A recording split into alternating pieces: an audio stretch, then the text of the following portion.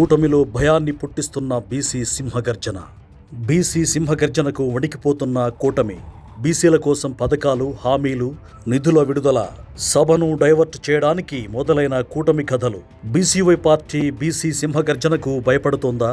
భారీ సభను నీరుగార్చడానికి TDP ప్రయత్నిస్తోందా? Yes, కొన్ని సంఘటనలు ఈ మధ్య తీసుకున్న నిర్ణయాలను పరిశీలిస్తే బీసీలు బీసీవై పార్టీ వైపు వెళ్లకుండా కూటమి ప్రభుత్వం ఓ కుట్రపూరిత వ్యూహం రచిస్తున్నట్టే అర్థమవుతోంది. ఆ కుట్ర పైకి కనిపించకపోవచ్చు గాని అందులోని మర్మం ఏంటో బీసీవై పార్టీ ఇట్టే కనిపెట్టేయగలదు.